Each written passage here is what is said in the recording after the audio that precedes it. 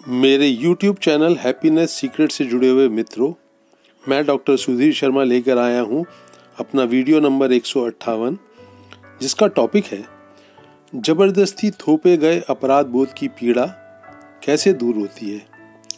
ये हम सब लोगों का ही एक अनुभव रहा है, अपनी ज़िंदगी में से आता है कि बहुत बारी आप कुछ गलत नहीं कर रहे हैं या कभी गलत किया था, लेकिन उसका एहसास बार बार कोई दूसरा आपका निकट वाला इंसान, आपका अपना करीबी इंसान आपको ये बार बार एहसास दिलाता रहता है कि आप गलत हो या गलत कर रहे हो।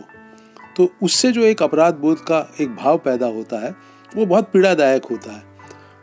कभी आपसे गलती हो गई, अब नहीं कर रहे हो या कभी भी नहीं करी, फिर भी एक दूसरे इंसान की नज़रों में, उसके हाव भाव से, उसके शब्दों में, उसके एक्शन से ऐसा एक भाव मन में पैदा होता है आपके कि आपने शायद कुछ गलत किया है और किया नहीं है। तो ये जो अपराध बोध का भाव पैदा होता है, ये जो एक गिल्टी फीलिंग पैदा होती है, काफ़ी पीड़ादायक होती है, बहुत डिस्टर्बिंग होती है। तो ये कैसे दूर हो, आज का वीडियो इसी टॉपिक से जुड़ा हुआ है। वीडियो पर चर्चा शुरू करने से पहले एक सूचना, ये जो व्हाट्सएप नंबर एक नीचे स्क्रीन पे स्क्रॉल कर रहा है, ये मैसेजेस भेजने के लिए है। अगर कोई बात आपको दुखी कर रही है, परेशान कर रही है, मन की कोई पीड़ा है, तो मैसेज भेजकर मेरे को साथ उसको साझा करें। हम मिलकर उसका हल अवश्य ढूंढने का प्रयास करेंगे। जबरदस्ती थोपे जा रहे अपराध बोध के कुछ उदाहरण देख लेते हैं। कोई भी करीबी इंसान, जो आपका परिवार का सदस्य हो सकता है, माता पिता हो सकते हैं, दोस्त हो सकता है, कलीग हो सकता है, पड़ोसी हो सकता है, रिश्तेदार हो सकता है, कोई टीचर हो सकता है, कोई भी ऐसा इंसान जो ज़बरदस्ती आपको अपराध बोध का शिकार बना रहा है बिना आपकी किसी गलत एक्शन के, तो उसकी पीड़ा से, उसकी उथल पुथल से कैसे बचें, आइए इसकी चर्चा शुरू करते हैं। पहले कुछ उदाहरण। एक बच्चा है, 10वीं क्लास का स्टूडेंट है, नंबर अच्छे नहीं आए, माता पिता कहते हैं हमने तेरी ट्यूशन भी लगाई, देख पड़ोस के वर्मा जी के बच्चे को कितने अच्छे नंबर लेके आया है। इस बच्चे ने बहुत मेहनत करी है अपनी तरफ से, लेकिन नंबर अच्छे नहीं आए हैं। अब ये जब भी किताब खोल के बैठता है, इसके मन में एक अपराधी का सा भाव आ जाता है। माता पिता सामने से गुजरते हैं, उनकी आंखों में जो भाव होता है वो इसे अपराधी महसूस करवाता है। पत्नी को एक बार ये खबर मिल गई कि उसका पति बाजार में किसी अन्य महिला के साथ घूम रहा था।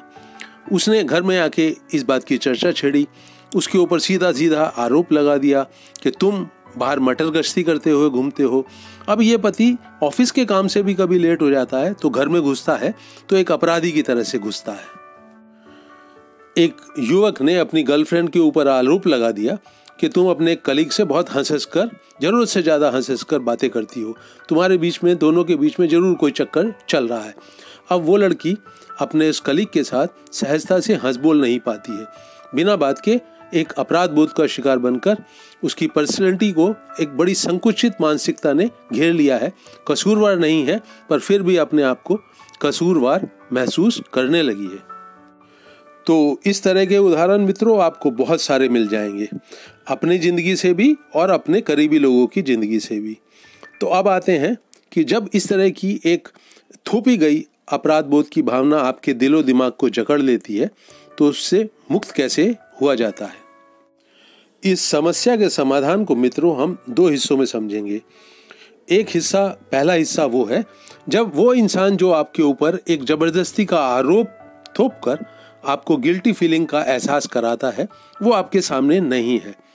दूसरा, जब वो व्यक्ति आपके सामने है और अगली बार जब वो आपके ऊपर ऐसा ही कुछ आरोप अपने हाव भाव से, अपने शब्दों से लगाने जा रहा है।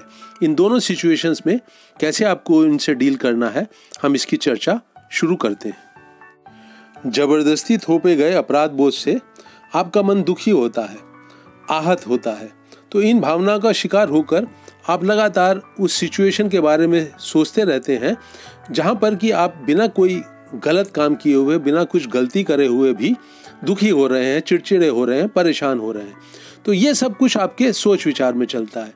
जैसा मेरे वीडियो में मैंने पहले भी कहा है, ये सोच विचार का चलना किसी समस्या को लेकर एक्चुअली समस्या को उसकी लंबाई को बढ़ाता है, उसकी पकड़ को आपके दिलो दिमाग पे बढ़ाता है, कुछ ऐसे केमिकल्स बनाता है जो आपको दुखी, परेशान, चिंतित और गुस्से से भरा हुआ रखते हैं। तो इस तरह के सोच विचार से मुक्ति पाने के लिए आप क्या करें? तो सबसे पहले तो इस बात को समझें कि ये सोच विचार समस्या की जड़ को बनाए रखता है। तो ये आपके मन में चल रहा है, मन के संसार में चल रहा है, उसे तूल देना बिल्कुल ही नासमझी का काम है। इस बात को अपने दिल में बहुत गहराई से जगह बनाने दें। मन का संसार जो कि आपके सिर के अंदर चलता है, उसके अलावा आप बाहर भी कुछ काम कर रहे हैं, शायद बिस्तरे में रिलैक्स होकर लेटे हुए हैं, तो वो जो वर्तमान का पल आपके जीवन में जो भी ला रहा है उसमें दिलचस्पी लेना शुरू करें, उसको पूरी अटेंशन से अपने दिलो दिमाग में जगह लेने दें। तो ये जो इंटरेस्ट है, ये जो अटेंशन का भाव है, ये जो सजगता का भाव है, ये उसकी वो जो सोच विचार की ताकत है उसे कमज़ोर करने लगेगा। तो मन के सोच विचार को बिल्कुल एक निरर्थक कार्य माने जो कि नुकसान पहुंचा रहा है, उसमें कोई सच्चाई नहीं है, वही समस्या की जड़ को बनाए हुए है। तो कंधे झटकाएं और जो कुछ भी आप वर्तमान के पल में कर रहे हैं उसमें अटेंशन से जुड़ जाएं। ये समस्या को डील करने के लिए जो पहला कदम है ये आपको उठाना ही होगा। तो सोच विचार की पकड़ ढीली होने लगी, फिर आपका उस इंसान से आमना सामना होता है।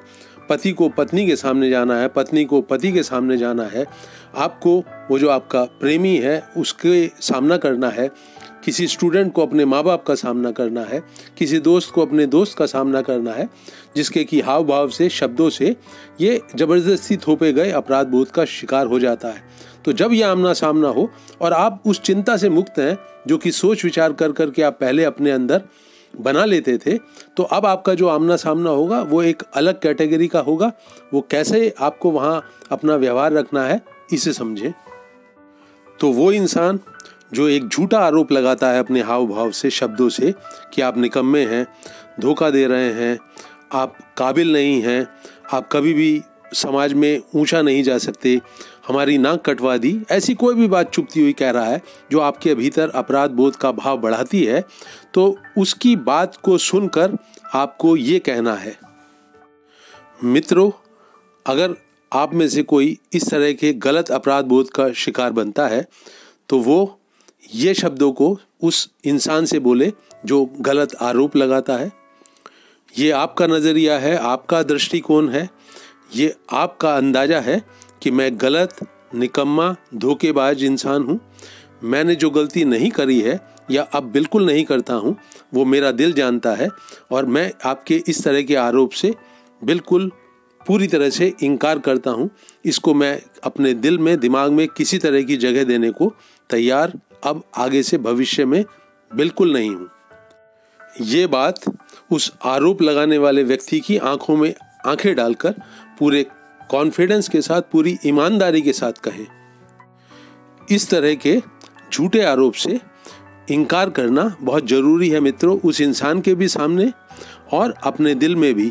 आप बिल्कुल इनकार कीजिए, इसको बिल्कुल अपने दिल में जगह मत दीजिए, और आप पाएंगे कि आप बहुत हल्का महसूस कर रहे हैं। जबरदस्ती थोपे गए अपराध बोध की पकड़ से निकलने के लिए ये रास्ता सर्वोत्तम है मित्रों। आप चाहते हैं कि आप अपनी ज़िंदगी को पूरी एनर्जी के साथ, पूरी हंसी खुशी के साथ, मन की सुख शांति के साथ जिएं, तो ये कदम आपको उठाना ही पड़ेगा। जबरदस्ती थोपी जा रही गिल्ट से, जबरदस्ती थोपे जा रहे अपराध बोध से पहले अपनी सोच विचार से उसकी जड़ें कमज़ोर करें और फिर उस सामने वाले व्यक्ति को बता दें। अगर मान लीजिए किसी वजह से आप उसको मुंह पे नहीं भी कह सकते हैं कि तुम गलत हो, तुम्हारा आरोप गलत है, तो मन में तो इस बात को बहुत गहराई से आप स्वीकार कर ही लीजिए कि इसका आरोप गलत है और मैं इसके कारण अपने ज़िंदगी में, अपने मन में उथल पुथल बिल्कुल नहीं होने दूंगा। तो दोस्तों, इस वीडियो को मैं यहीं रोक रहा हूँ। मुझे उम्मीद है आप इसे लाइक भी करेंगे और अपने करीबी लोगों के साथ शेयर भी करेंगे। अपनी किसी समस्या को व्हाट्सएप नंबर पर मैसेज करें, मैं बता ही चुका हूँ। मित्रों, मेरा हौसला बढ़ाने के लिए मेरे चैनल को सब्सक्राइब करें और अपने करीबी लोगों से भी रिक्वेस्ट करके उनसे भी कहें कि वो सब्सक्राइब करें। आपके कोई कमेंट हो तो उन्हें कमेंट सेक्शन में अवश्य शेयर करें। मेरा हौसला बढ़ाने के लिए और वीडियो को अंत तक वॉच करने के लिए आप सभी लोगों का बहुत बहुत धन्यवाद।